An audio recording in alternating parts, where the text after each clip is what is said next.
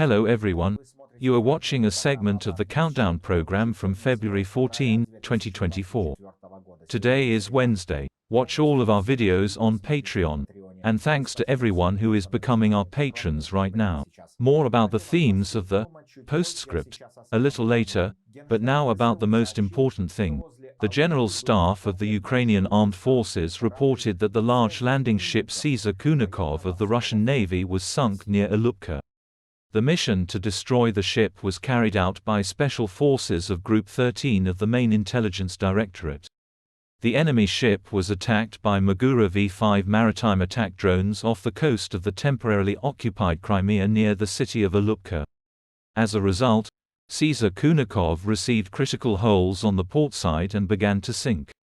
An interesting fact, Major Caesar Kunikov, after whom the ship was named, also died on February 14 on the Black Sea coast. True, in 1943. So do you believe in the karmic power of fate after this? A video of the fire and explosion on the landing ship was published by the Crimean Wind Telegram channel, after which the number of spectators at Kobzon's concert, as expected, increased. Local residents reported machine gun fire preceding the explosion. Probably, the Kobzon did not want to receive a season ticket, but the will of the Ukrainian armed forces turned out to be stronger. The racist channel, Two Majors, claims that the crew remained alive. But time after time, the Black Sea Fleet turns out to be incompetent and unable to repel attacks. Notes another Z channel, Rebar. According to him, the ship was protected from sea drones with sandbags. Shoigu's ministry also does not confirm the losses, but reports drones shot down over the Black Sea. Meanwhile, Ukrainian intelligence claims that the Russian search and rescue operation was unsuccessful. There could be up to 87 crew members on board.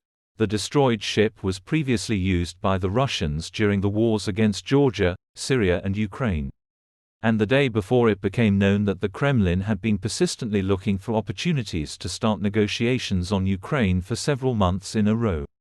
Sir Trump's Carlson in Dubai was not lying when he purred about Putin's readiness to make a serious compromise.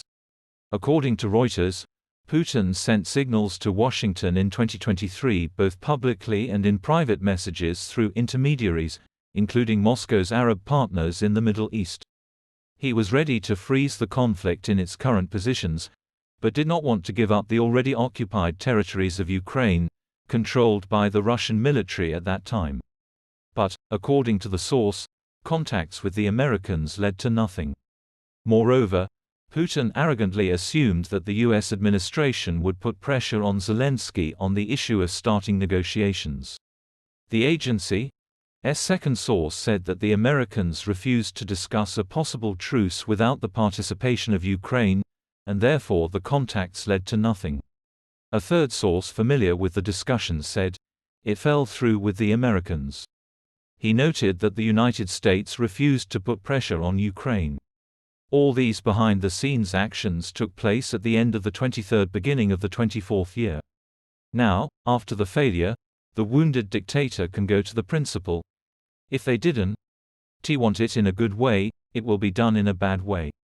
However, the US has ruled out inviting Ukraine to NATO this year.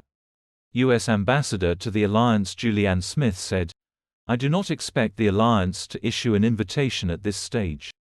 We have worked very hard since last year's summit to take a number of steps to continue to help our friends in Ukraine carry out the necessary reforms within their own country to move closer to Euro-Atlantic integration.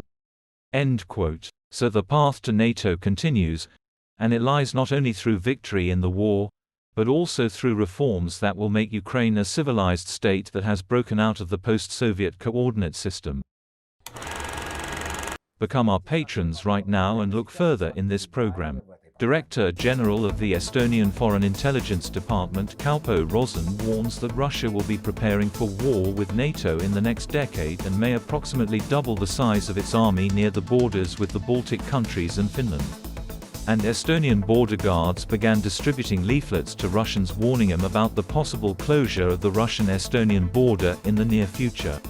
After the extraordinary meeting, Deputy Secretary of Putin, Security Counsel Mikhail Popov put forward a wild scare about the risk of an accidental nuclear war due to health problems of Biden and Pentagon head Lloyd Austin.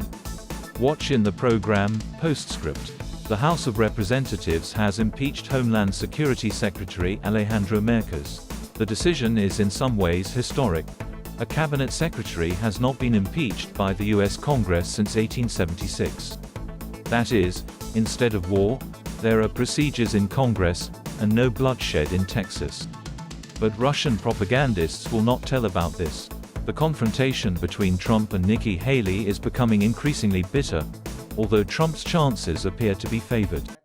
And that is all. Subscribe to Patreon and watch our programs in full. There's a lot of information and analytics that you won't get anywhere else.